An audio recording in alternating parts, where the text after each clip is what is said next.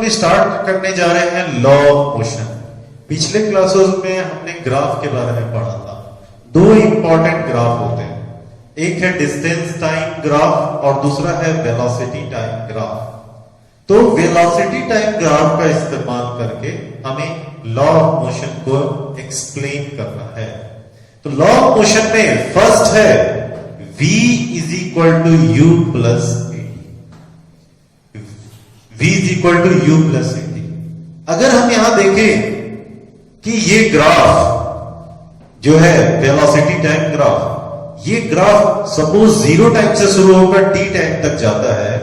इस समय ऑब्जेक्ट अगर मूव कर रहा है कि suppose object is moving with variable velocity, starts क्या करता है, स्टार्ट्स विथ इनिशियल वेलोसिटी है u, फाइनल वेलोसिटी मान लो यहां पर आ गई फाइनल वेलोसिटी v, और टाइम लग गया t टाइम, टाइम टेकन हो गया t। अब यहां टाइम टेकन t है, तो इस टाइम में u वेलोसिटी से v वेलोसिटी तक जा रहा है। तो इस टाइम में हमें देखना है। तो अगर हम यहां स्लोप देखें, slope of the graph, slope of the graph ये मैंने बताया था y बाई एक्स। तो इस जगह पर अगर हम मिलाएं तो ये y पार्ट क्या है, v माइनस u है, बिकॉज ये u तो ये भी u और ये v, तो v में से u चला गया, v माइनस u, और यहां पे टाइम लगा t time.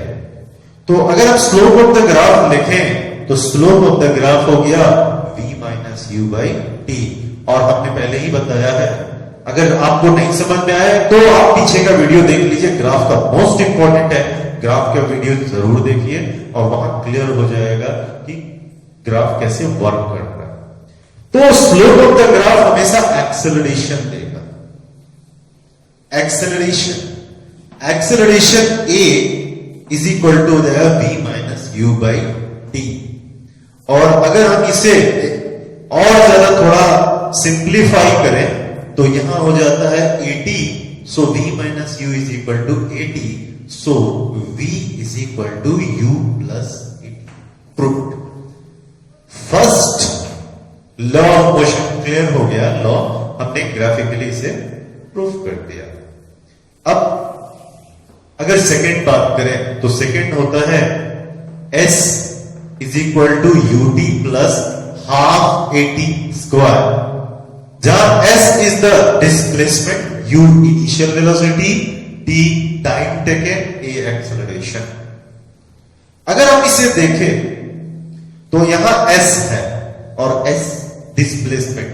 Velocity time graph में हमने पिछले वीडियोस में देखा है कि वेलोसिटी टाइम ग्राफ में जब हमें डिस्प्लेसमेंट बताना होता है तो displacement can be calculated by the area covered by the graph with x axis और टाइम एक्सिस।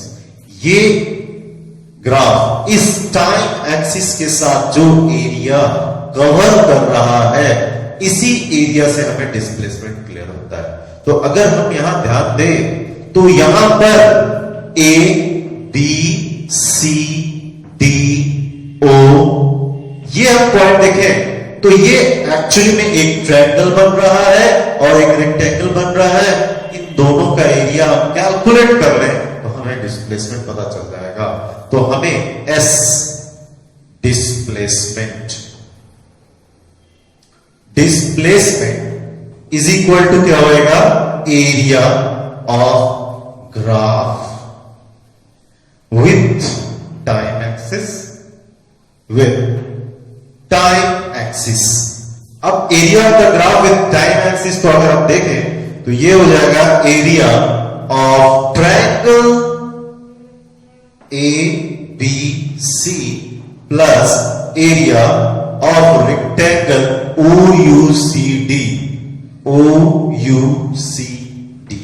दिस इज, और ये हो गया तो इसका एरिया कैसे निकालेंगे? Half into base into height, तो हाफ इंटू बेस, अगर बेस इसे मानो तो हाइट ये हो गई, तो half into t into v minus u, और plus area of this rectangle length into breadth. तो यहां देखो ये चीज पूरी u है और d है, तो आप इसे कह सकते हैं u इंटू डी। इसे हम पहले लिख दें ut प्लस हाफ। अब देखो v माइनस u, हम यहां देखते हैं v minus u is equal to क्या? a t। तो हम जानते हैं v minus u is equal to a t होता है, तो यहां पर t इंटू a t हो गया, तो ये चीज निकल के आई ut plus half a t square. So s is equal to ut plus half a t square proved हो गया। तो हमने यहां पर सेकेंड लॉ को भी प्रूव कर दिया, सेकेंड लॉ भी हमारा प्रूव हो गया। तो फर्स्ट लॉ, सेकेंड लॉ, और अब हो जाता है थर्ड लॉ। तो थर्ड लॉ क्या, जरा देखिए। थर्ड लॉ है v square is equal to u square plus 2as। v square is equal to u square plus 2as, ये थर्ड लॉ है। अगर हम इस लॉ को हमें प्रूफ करना है तो हमें ध्यान देना होगा कि इस लॉ में भी s है, डिस्प्लेसमेंट है, और अगर s है, डिस्प्लेसमेंट है, तो डिस्प्लेसमेंट निकालने का तरीका होता है area of the graph. S is equal to area of the graph. अगर हम ध्यान दें कि एक बार तो हमने एरिया वैसे निकाला है, लेकिन अगर हम ये ध्यान दें तो ये ग्राफ जो है actually it makes a trapezium. ये ट्रेपेजियम बनाता है। ट्रेपेजियम एक ऐसा फिगर होता है जिसमें वन पेयर क्वाड्रिलेटरल होता है, जिसमें वन पेयर पैरेलल होते हैं और वन पेयर पैरेलल नहीं होते हैं, तो ये ट्रेपेजियम बनता है। तो हम ये कह सकते हैं कि इस एरिया, और यहां हम कहते हैं एरिया ऑफ ट्रेपेजियम। ट्रेपेजियम कौन सा? O U B D O, O U B D O, यही है। अब हमें पता है एरिया ऑफ ट्रेपेजियम क्या होता है। एरिया ऑफ ट्रेपेजियम होता है 1/2 सम ऑफ इट्स पैरेलल साइड, ये पैरेलल साइड u और उधर से ये v।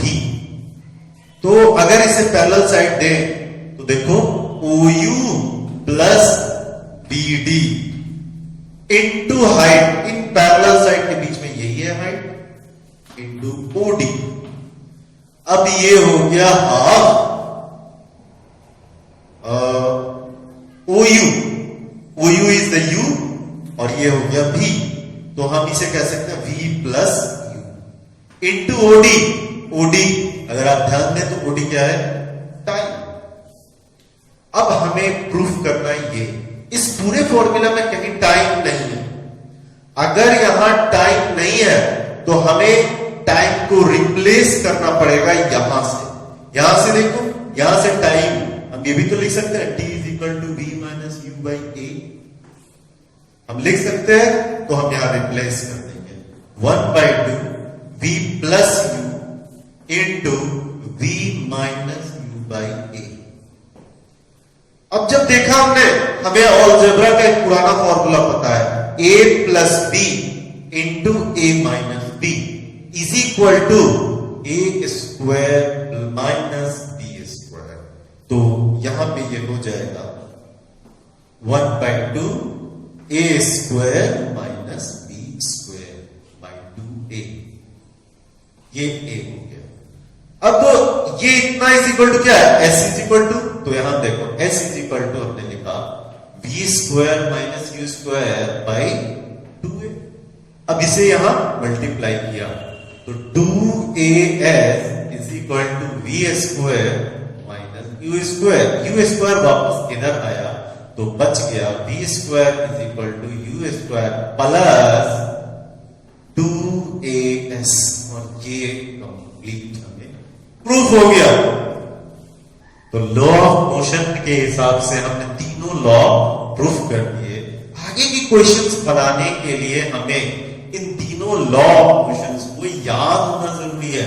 फिजिक्स के कुछ शुरुआती लॉ फॉर्मूलाज में से ये हैं, तो हर फिजिक्स के स्टूडेंट को ये सारे लॉज आने चाहिए, एकदम याद होने चाहिए।